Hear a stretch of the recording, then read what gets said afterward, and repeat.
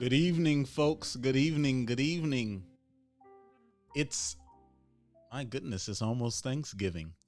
I just want to come on. I want to see what folk are doing. We're talking about thankfulness.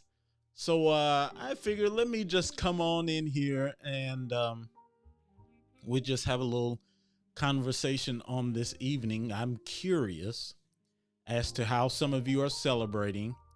There might be some folk right now who are in your kitchens and you're trying to clang some pots and pans and put together some dishes. I even heard some folk are doing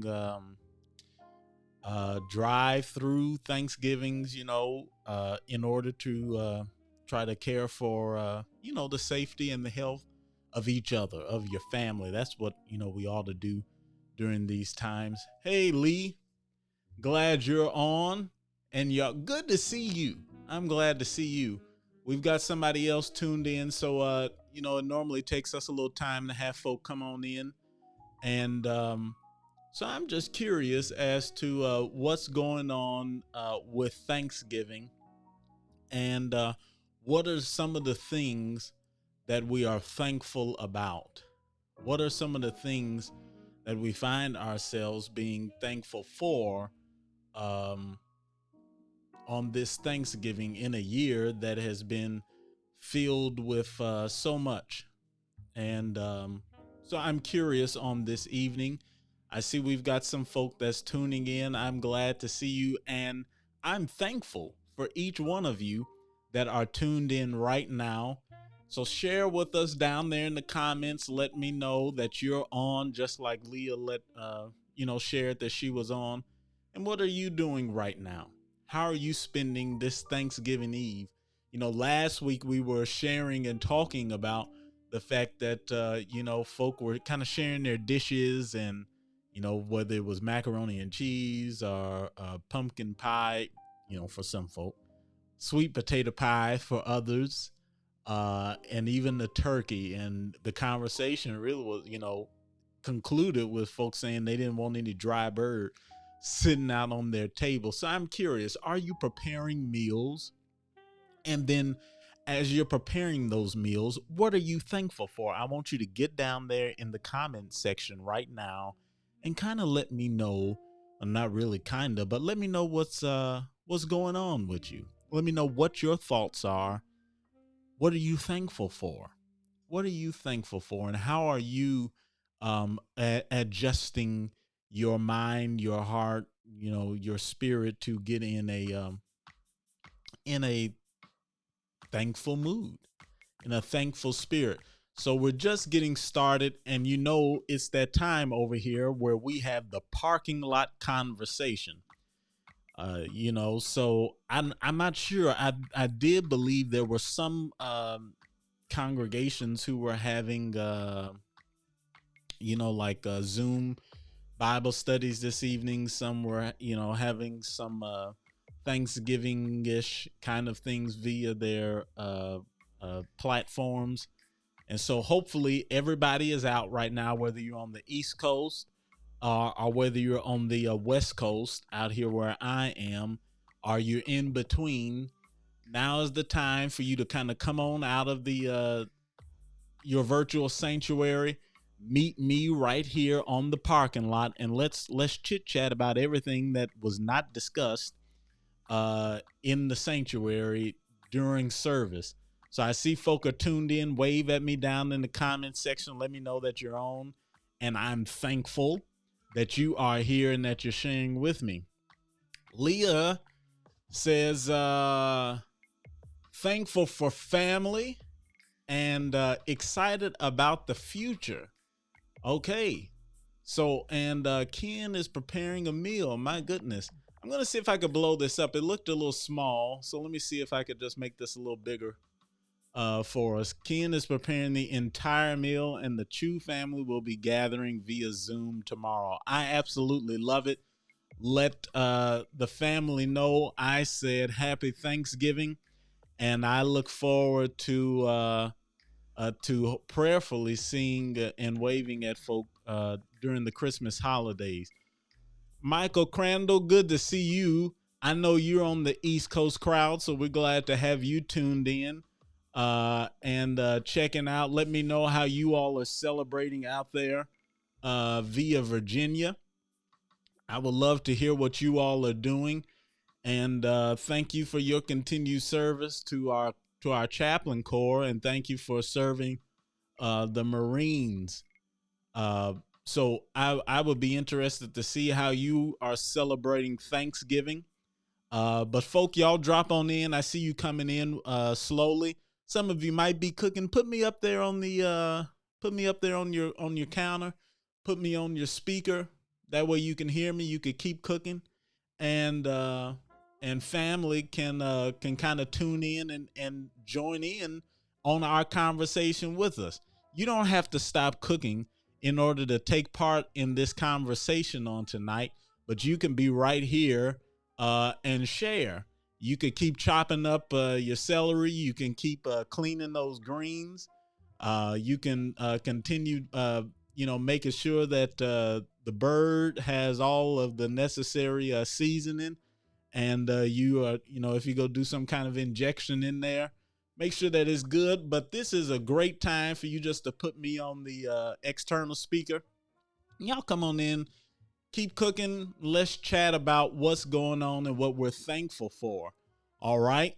So I'm glad folk are coming on in. Y'all come on. It's time for the parking lot conversation. This is the opportunity where we can just have a good time, sit back and talk, and you can kind of share what's on your mind. You can share what your thoughts are. So I would love to hear what's going on with you, and I'm gonna try to remain in a time frame tonight. But if the conversation is good, we're just gonna keep chit chatting about it. It was a busy day for me. I'm gonna admit that. Had a lot going on, and so I might share one or two things with you all and bounce some ideas off of you. I've got a lot of different reflections that I've been wanting to have. And for those of you that weren't tuned in last week, but you're on the line now, please drop in the comment section your holiday movies. Drop in the line your holiday movies, because I want to see what we want to talk about that. We want to give folks some other movies that they can add to their list. Thank you so much for joining in. If you're just tuning in, make sure that you drop down there in that comment section. Okay, Michael Crandall, we're going to get you up there. Michael, you said that you were able to serve 450 to-go meals to single sailors / Marines on this week. That's fantastic. We also will serve homemade desserts tomorrow to all of them. My goodness, that sounds like a way to say thank you to those who are in uniform. They're away from home. They're away from families. And some of them might not be able to move far about, especially during this COVID posture. I'm not sure if a lot of you all have seen this, but I just happened to be tuned in to the news, and folk were running around in the airport like it was one of the scenes from Home Alone 2, as Marquis brought up. There's a movie for you, Home Alone 2. I mean, it looked like a scene, and I'm trying to figure out what's going on with folk. I mean, it just seemed to be a lot of folk running around in the airport, more than what I would have assumed would have been trying to travel during this time. And so my prayer is that if there are folk who are traveling, and if you have family members that are traveling right now, who are trying to get to your table, or trying to get to your home, or you're trying to get to their table, or you're trying to get to their home for Thanksgiving, I hope that you are following all of the proper guidance, all of the CDC guidance, that you've been getting. You're wearing your mask. You've got the necessary cleaning supplies. And then I hope that you were able to go get tested somewhere to make sure that you are caring for your family just as you would desire that they would care for you. All right. So Home Alone 2 was up there. Thanks so much for sharing, Marquis. He's a regular. Michael and Leah, I think this is your first time, so you get an applause. Thank you for tuning in, and y'all make sure y'all share. And Jingle Jangle. Can we just talk about Jingle Jangle just for a little bit? I don't know who's seen that movie yet. If you have and you're tuned in right now and you have watched Jingle Jangle, throw up some hearts and let me know that you loved it, because I do agree with Leah. It was an absolute instant classic. I want to hear you all's thoughts, and I want you to share down there in the chat. This is just an informal time for us. Jingle Jangle. What were your thoughts on that fantastic movie? I thought it was fantastic. Now, there might be some folk that might disagree with me about it, but I absolutely loved the music. I loved the costuming. I loved the fact that we were able to see people of color playing a Christmas carol. It had a wonderful storyline, and I absolutely think it's one for the books. I really do. I really, really do think that it was one for the books. My father is on the line, and apparently he's watching Jingle Jangle now. So uh, we won't spoil it for you, but I hope that you too enjoy the film. I know I did. Um, Okay, Marquis thought it was cheesy. So, Marquis, you're gonna have to tell me why you think that it was cheesy. Because I absolutely thought that it was and if it was cheesy, maybe it was a Christmassy kind of cheesy. But as far as production wise, I thought it was really well done, even down to those who participated in the dance scenes, and I thought they all just did a really wonderful job. I really did. So you got to share with me why you think that it was cheesy. And remember, if you are on right now, I want you to click the share button, and that way more folk can tune in and they can join us. And I'm gonna pose a question to you, to each one of you, as you're tuning in. As many of us are thankful. Right, right. It is excellent so far. It is absolutely excellent. I mean, in so many different ways. I thought it was excellent. And even the cast, Forrest Whitaker and Felicia Rashad, I thought they all did an absolutely wonderful job. Um uh in this particular film, and it was interesting seeing some of them in these roles. Certainly for Forrest Whitaker. The hairstyles, and that's been a major conversation. Even within our Navy, there's been especially around people of color and the hairstyles, especially women. So I was so glad to see that there was continued conversation around hairstyles, and us broadening our minds and our thoughts about how we welcome in hairstyles that from various backgrounds and various cultures outside of the, I guess, quote unquote, outside of the norm. So certainly I thought the hairstyles were absolutely incredible, and it's something when you see your hairstyle on television or in a movie, um, in a Christmas Carol, uh, at that. So just to share with you all a little bit what's on my mind, there are a lot of people. There are a lot of people out there uh, during this Thanksgiving holiday. There's some that are dealing with um, uh, depression. They are struggling with grief. They are struggling with various pains, whether it be loss, and the list can go on.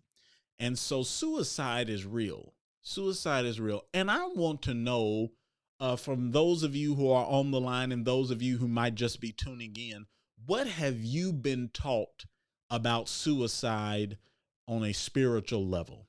I want to hear your thoughts right now because maybe we can help somebody who is struggling. What have you been taught about suicide from a spiritual level or from your religious background?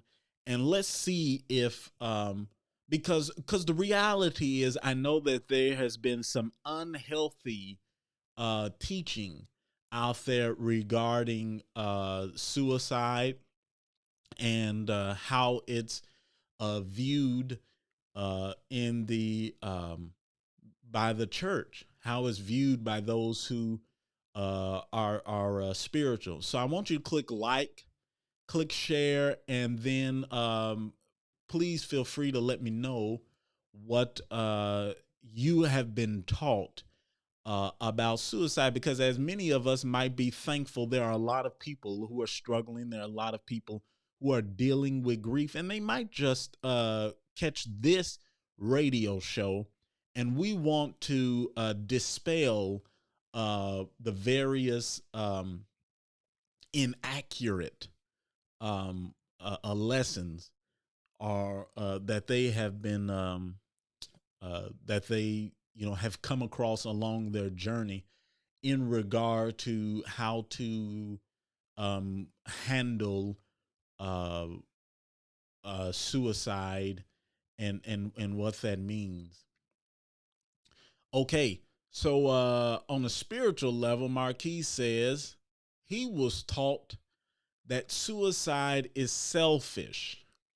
And that's not the first time I have heard that, Marquis. I have heard that myself, that suicide is selfish. There's a great number of people, well, that say, well, you do this, then clearly you don't care about others. You don't care about the folk who are left behind. But now I don't want to put it out of context of how you receive um selfish. So if you can explain that, and you do go on, Marquis, and you say that you were also taught that it was a sign that you don't have faith. Now that is a huge red stop sign for me. So if you're just tuning in, the question that was posed had to do with what have you been taught about suicide, and how is that handled based upon spirituality or faith, or your religious tradition. And so, Marquis, share just a bit more down there in the chat about how selfishness was interpreted on your side. But for me, if an individual is struggling with or contemplating, in a clinical setting, they might say the individual is having suicidal ideations. They might be having suicidal ideations, thoughts of, but there's no concrete plan of how they're going to carry it out. There's no um, real, serious, I'm going to do it this way, I'm going to do it on this date. They haven't written a letter, nothing like that. But I can remember back to my childhood. For those of you that don't mind a conversation with me about it, I can remember back all the way to elementary school. And I specifically remember a very, uh, uh, an individual who did commit suicide there in his home, in my home community. His wife was a larger than life figure in our local church congregation, not only in our local church congregation, but really from state to a national level. Her husband committed suicide, and I remember there was a great deal of conversation, almost whispering about, you know, what would transpire, what happens, and it was never really addressed. They had a funeral service. There was, good words said. There was prayers that were had, and the women from the local congregation, who also included my own family, my grandmother, or whatnot, went by her house, and they made sure that the house was cleaned up and taken care of. And we kind of went on. And so for years, I had my own questioning about what transpired there. And so, Marquis has shared that selfishness was taught on his end, and also that it was a sign that you don't have faith. Um, but what happens? What does that conversation look like? How do we begin to engage individuals, and we don't say that it's because they don't have faith, or rather we say, how does our faith inform us to begin to help them get the necessary tools, to get the necessary support that they need. So, for those of you that are tuning in, and I know sometimes it takes a little, it takes us a moment to kind of gather our thoughts and our reflections on it. But all these years later, I know there are other children. I know there are teens, and I know that many of us at some point, somewhere along our journey, have been impacted by suicide. And we have those questions. But if there's somebody right now who is listening in on this radio show, and you are having ideations, or are, please know that, one, you can reach out, and then two, know that what you're experiencing is real.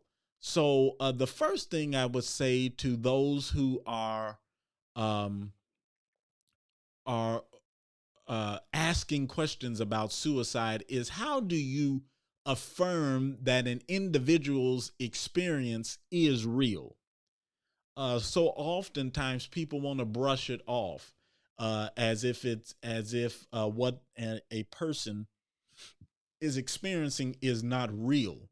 But how do we begin to first affirm that their emotions, their experience, and their journey is real? And then how do we begin to um, first listen, and not judge, and so many individuals, whether it was a youth pastor, or whether it was an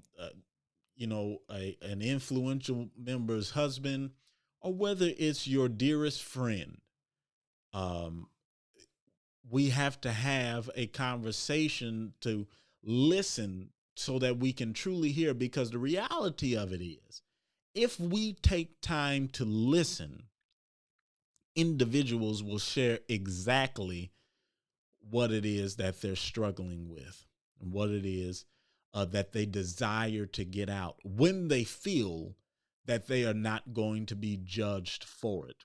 So I want to turn the conversation to say, it's not necessarily up for uh, the individual who is dealing with a suicide to have all the answers, but it is certainly up to those of us who come in contact with those individuals uh, to be in a spirit and a right place to receive them.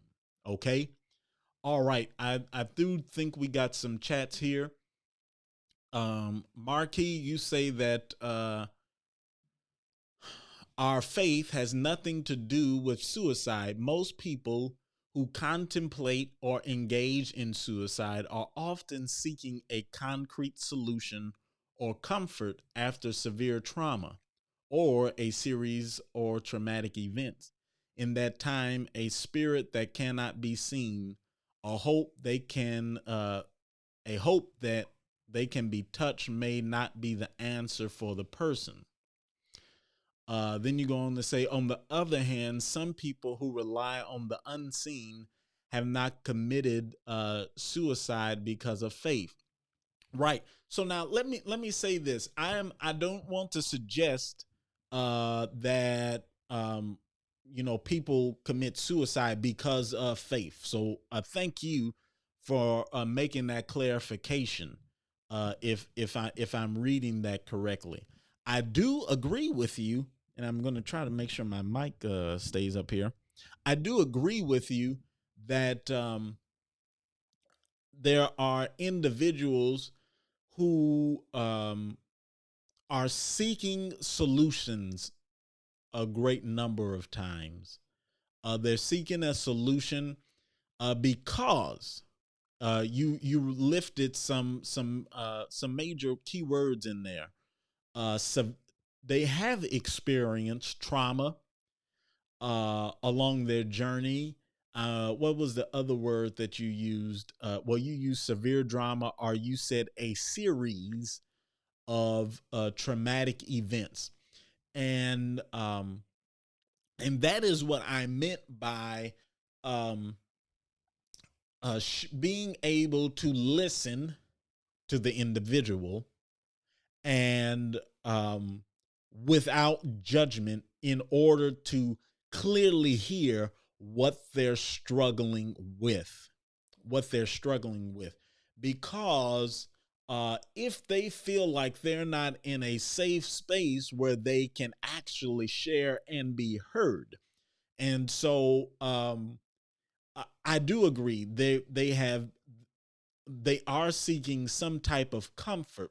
So how do we, as those as friends, as co-workers, as family members, as uh, uh, uh, members who are a part of the same faith community or congregation, um, how do we begin to transform ourselves in order to where we can be a vessel to be a comfort, if that makes sense, Marquis? Because I do think that you're spot on. You did say that in that time, a spirit that cannot be seen, a hope that cannot be touched, may not be the answer for that person. Right. And I'm not sure if you were kind of leaning into the more spiritual side, and those normal spiritual answers that folk give when they come across somebody who is dealing with really a mental health crisis. But the question is, well, not the question, but rather uh how we handle it does not necessarily have to be scriptural, but there are some basic tools to our approach, and they can be carried out in a manner that is in line with our faith background. Thank you for sharing, Leah.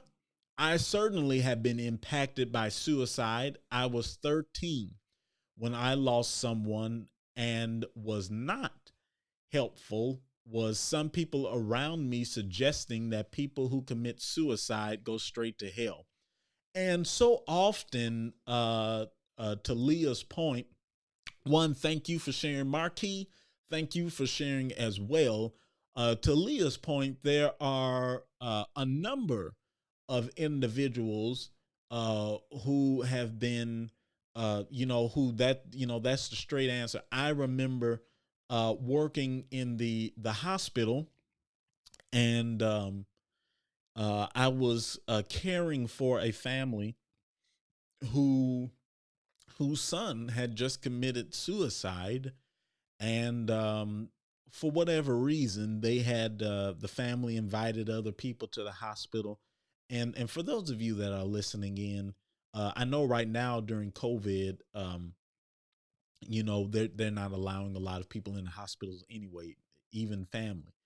But I would submit sometimes it's okay to simply be with the closest members of your family. You don't have to call everybody immediately. But for whatever reason, this family had called individuals to the hospital, and one of those individuals was someone from a local congregation. and immediately, that particular person began to say, well, the Lord isn't okay with this. The Lord isn't okay with this. And so, to that, I asked uh, that particular person to step out of the room. Uh, and I took her aside and said, um, I'm going to ask that you remain out here. I took pastoral license in that moment to say this is certainly not the message that I, as a pastor, would desire for a family who is dealing with loss right now uh, to be dealing with. For someone to, submit that God, uh, isn't pleased with this. And to Leah's point, I can only imagine at 13 years old, you having experienced a loss as you did, and then close people around you saying, when someone commits suicide, they go straight to hell. That um one, what does that say about uh our image of God? Okay. So, and I'm going to put Leah's message back up there. I want you all to be able to read that for yourself. I'm just going to go over here real quick again. If you're just tuning in, don't forget that you can click the like, and you can click share. That way other folk can join us. You never know who it is that needs to hear and take part in our radio show right now. But at 13, can you imagine? Can you imagine what kind of impact, lingering impact, and image that provides um, to really just a brand new teenager? Um, so, one, I want to thank you for sharing, but I certainly want to say that is a myth. And a lot of that comes with our very poor image of God. Okay, we have a very poor image of God, um, and we have to begin to reimagine how we uh, view. How do we view um, God, and how does God view those who deal with mental um, health struggles? Because at some point, all of us uh, come across a struggle, um, whether it be emotions, whether it is depression, um, loneliness, sadness, grief. There's severe grief. Sometimes there is severe pain and hurt.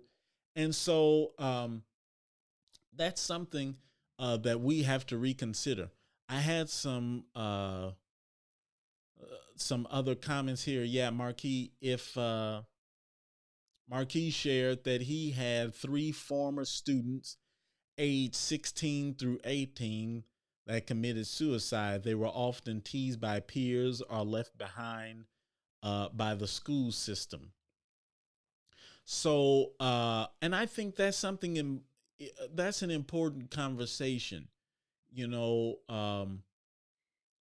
What happens when we don't adequately deal with socialization, and what that looks like when there are children who should be further along in school, but because the school systems have not adequately prepared them to move from one grade to the next, how they are ridiculed, are just trying to live in various um, uh, quote unquote norms that people have kind of been forced into. So thank you for that, Marquis. That is a sincere conversation. And I will hope that those who have children who are in those age brackets. What is that? That's the high school crowd. There are children out there. If you have children, if you have cousins, if you have nieces, if you have daughters or sons who are struggling in that age bracket, based upon their experiences, and even in a COVID uh, um, climate, or rather atmosphere, where school has been done for some, hybrid school has been done for some at home, and some went back into the building, but things are not necessarily the same. How do you begin to address this conversation with them? And more so, how do you become a person where they would feel comfortable to uh, feel safe sharing with you that they're struggling, that they are hurting? How do you become a safe space for a family member, for a friend, for a loved one, for your son, for your daughter, for your niece, for your cousin, um, for your neighbor? Um, what does that look like? How do we become a safe space? Uh, and so I thank you all for for not kind of, but thank you for engaging me on that question. And if there are others who are tuned in, that you have your thoughts about how uh, we could have conversation regarding how to help individuals who are struggling with suicide ideations, who are struggling, because suicide has no age boundary from young to old. Okay, it cares nothing about your status either. It cares nothing about whether you have $200 in the bank, or whether you have had a full career and you have a retirement plan built up. It absolutely cares nothing about that. Why? Because life is real. Life is something that we're all trying to do. Life is something that none of us can really anticipate what comes around the next curve. And the only way that we can truly walk the journey is knowing that there are folk who are along our path, who are willing to listen, to hear, and to become a safe harbor in our moments of time. And the reality of it is, at some point, uh, you never know that it could be us, it could be me, it could be you who is in need of that same kind of support. So thank you for uh, being willing, Leah. Thank you for being willing, Marquis, to share. My goodness, there's a lot of conversation left there. So you know, as you are thankful, in this, as we move into the Thanksgiving holiday, remember that, have your eyes open, have your spirit open, and ready to, not just, be ready to eat, not just be ready to watch whatever, football game is on, but how do you prepare yourself to be open, to be thankful, to receiving, in order to be able to support somebody else. All right. In order to love somebody else. So if you're just tuning in, earlier, we were just sharing some Christmas holiday films. We were talking a little bit about what shows folk were watching, and then I asked a question, a pretty deep question, and I know it's late, and I know that it's Thanksgiving, and folk might not want to hear that conversation, but it's real. So but now I want to say, so before, I wanted us to handle that on the front side, because a lot of folk, before you can, go and cut the turkey, and all of that kind of stuff, and slicing up your ham and preparing whatever it is that's on your menu. Uh, how do we handle that? Because there very well could be somebody at the dinner table with you that's struggling with that. At the same time, what is it that you're putting on your dinner table tomorrow? What is it that you have on the menu for Thanksgiving? Get down there in the chats right now. What are you putting down there in the what are you going to put out there on your dinner table? What's going to be in the warmers? What's going to be in the oven? Um what is it that you're going to be eating tomorrow that you just cannot go without having? Okay? I know what some of mine's are, but I want to hear yours. Leah, that's right. That's right. I was just telling somebody earlier, my all-time favorite Christmas movie is The Preacher's Wife. Now, if you have not seen The Preacher's Wife, I want to encourage you to go and see that absolutely fantastic Christmas movie. And not only that, but it is now, to me, an official Christmas classic. All right. Whitney Houston, Denzel Washington, and so many others are in that film.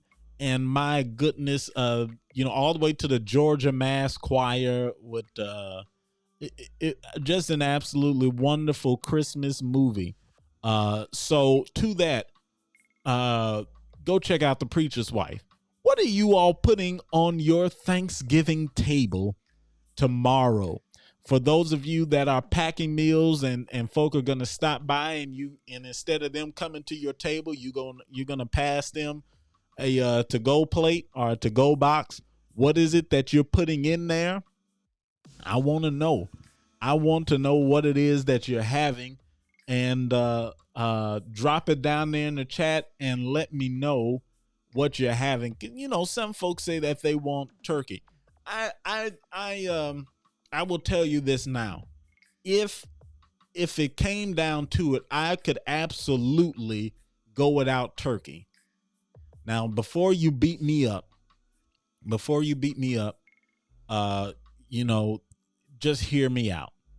I really just honestly believe that the reality of it is the turkey is no good unless you have the sides.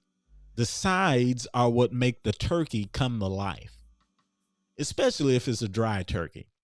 So I want to hear, what your dishes are. Okay. Hey, Kendra. Kendra is on. Kendra is having turkey, corn, yams, cornbread. Fantastic. You can't have cornbread unless you have some greens to go with it. Absolutely fantastic. Giblet gravy, key lime pie, dressing, and sweet tea. All right, giblet gravy. You know how to cook giblet gravy? I didn't know that. Who's cooking giblet gravy for you? Okay. All right. I think you got an absolutely favorite meal. What I think you're missing, though, is some macaroni and cheese. I'm not sure who's cooking that for you, but it should not be Velveeta. All right. Hey, Kevin, I didn't know you're on the line. A 14-ounce New York strip steak. Now, I can laugh knowing how serious you are about that. And I know that that is going to be an absolutely fantastic steak. And not only that, I'm pretty positive that you are going to cook that steak up in your cast iron skillet.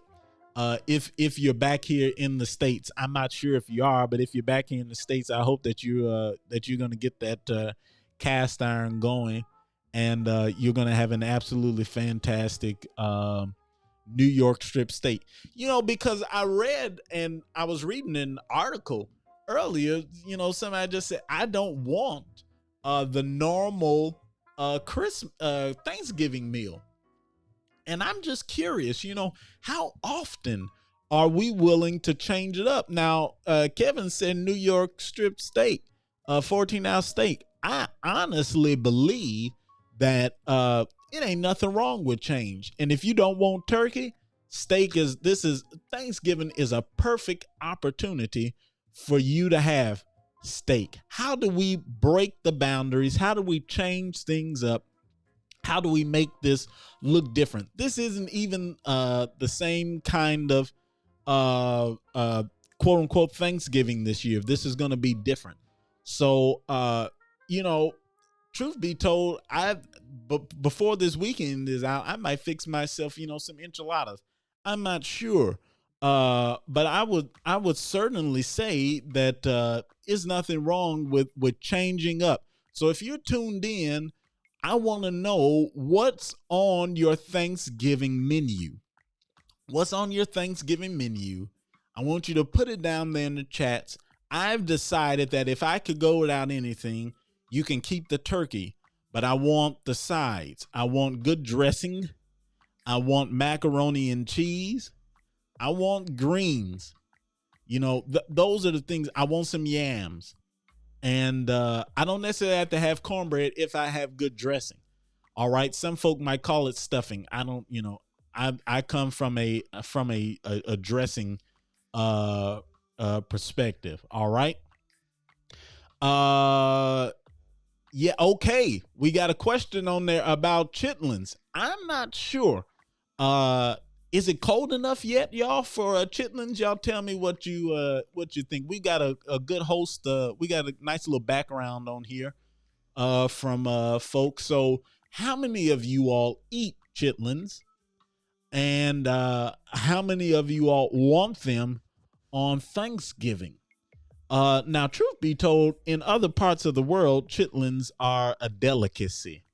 Here, just depending on where you're from, they might be frowned upon, or it might be seen as a food for common folk. But if they cook just right, and if you're able to if you know how to work it, it can be absolutely fantastic. So I'm curious, how many of you all are having chitlins? Okay, Kevin, you're still in Japan. But I did purchase a cast iron skillet just for this occasion, and was able to get it seasoned and some bacon grease and salt-free butter. Man, I tell you what. All right, you're gonna have an absolutely fantastic time out there in Japan. With of all things for you to purchase while you are deployed. Thank you, one, for serving, Kevin, and thank you for being you're out right now, deployed in foreign territory, while folk are back at home, trying to run through airports or whatnot, making their way to their homes. So we appreciate you doing your service in order to make sure that our freedoms can be enjoyed here. But it does not surprise me, Kevin, that you have purchased a cast iron skillet, and I want to hear how your steak turns out. I don't know if you're gonna have any sides. You might decide to have a baked potato with it or something like that. But I would love to hear that. That's right, Kendra. I do. For those of you that don't know, the chaplain can cook. I am not a bad cook by any means. And I watched my grandmother cook for years.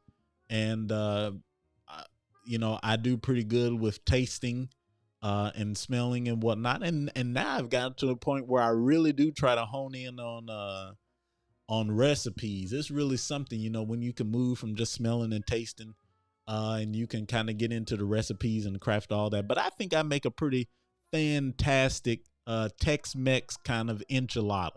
Okay, this is not what you're gonna get in Mexico or in a predominantly Latin influenced background. But I think I make a fantastic Tex-Mex kind of enchilada. And I've had the taste for them. I have the taste for them, and I would not mind putting macaroni and cheese and the sides and all that kind of stuff with enchiladas. Just to let you know. So that might be something I might do my own self this week. I've heard about the patty pies, the patty pies. I'm not sure if everybody on the line has heard about a patty pie, but Leah is introducing us to the patty pies. Some folk may be cooking their own version of the patty pie, but I think that if you are, a pie fan, you might try out patties. See what they were all the rage, all the hit just a couple of years ago. Um, so you never know. You never know. Go try out your patty pie. Uh, okay. Now let's talk a little bit about that. Who did you learn to cook from? I know now, Kevin, you've got your cast iron skillet. I know a little bit about your background. Who did you learn to cook from? Kendra is saying that she had her granny show her how to cook for Thanksgiving. I think that's an excellent tradition to kind of carry down, to pass down, and she, very well could, um, you show your children, etc., and then you kind of make it your own. Um, who was it that showed you how to cook your Thanksgiving meals? Kevin, who was it that showed you how to use a cast iron skillet? And that's right, Marquis. Chaps J makes an absolutely fantastic um, enchilada. It is. I do an absolutely fantastic enchilada for those of you that did not know. All right. The patty buttermilk pies are great. I haven't had one of these buttermilk pies. But for folk that know me, I absolutely love pies. I love pies over cake. Now, what I will say though is that if you give me the right cake, I'm good. I never enjoyed like candy, chocolate bars or Skittles, all of that kind of stuff. I'm not a big candy person. To me, that's a tease. And I was never given candy growing up. The one thing my grandmother did do, she kept a Mr. Good bar in her side drawer of her nightstand, and every now and then she would pull a little piece off, just 1 or 2 blocks of the Mr. Good bar, and give it to me. But I'm not a big candy person. What I did grow up with, though, was real desserts. I think it was earlier Michael Crandall was on the line saying that they were going to be passing out homemade desserts tomorrow. I don't want candy. What I want is a homemade dessert. I want a homemade pie. So sweet potato, pecan pie. There's always the question, is it pecan or is it pecan? I want a pecan pie. Y'all hear what I'm telling you? I want a pecan pie. And then I would love an absolutely fantastic buttermilk pie. But my all-time favorite is pecan, because it can be warmed up. And then if you know anything about Texas, you know anything about the South, you know about Bluebell.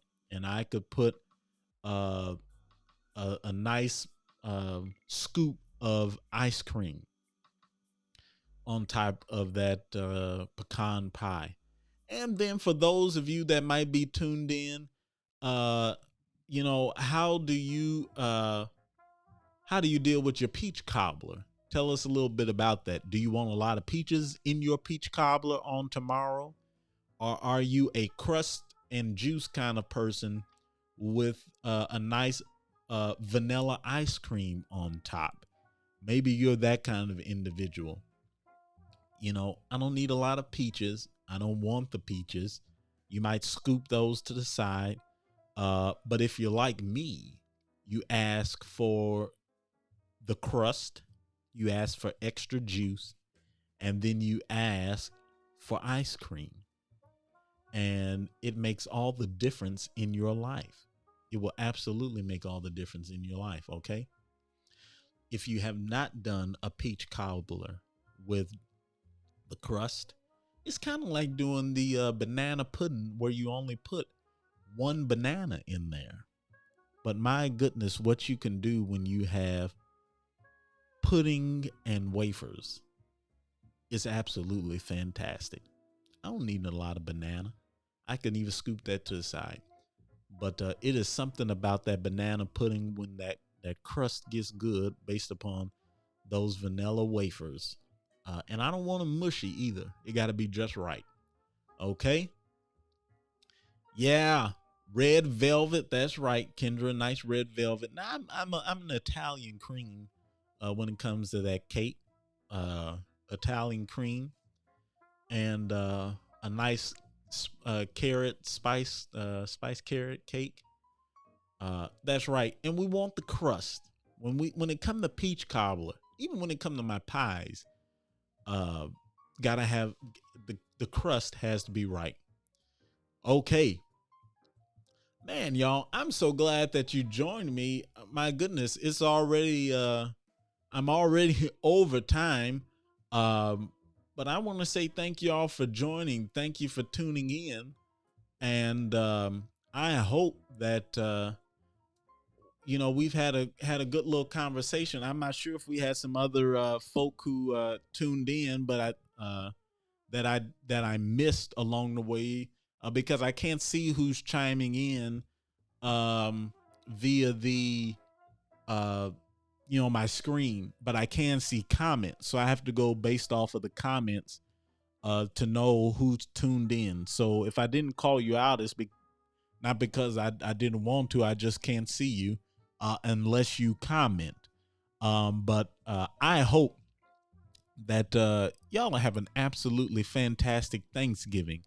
I want to say thank you to all of those who are in service, and we've had some folk who have tuned in on tonight who are in uniform, some who are currently deployed away in foreign lands. And I want to say thank you for what you do, and know that your chaplain is appreciative of you, and we are thinking of you and caring for you right back here at home. And you and your families have my prayers on this Thanksgiving holiday, and I'm thankful for you.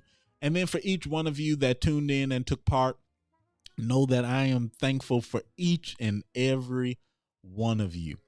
And I hope that you will enjoy yourself on tomorrow. I hope that you'll enjoy yourself on tomorrow. And don't forget that there are those who might be struggling, but you are the person. You are the person who can become the safe space. You're the person who can see in their eyes and then begin to see into their spirit, and they will know that it's okay if they share with you. So I hope that you'll get on in the kitchen. And for those who might be cooking right now, and you're up and on your feet and you got aprons going and you got it's all kind of dishes everywhere, sink got stuff going on and whatnot. I hope that at some point by tomorrow you will get some rest, but then you will enjoy the meal yourself. All right. And if nobody else has told you today, know that I love you. I really do.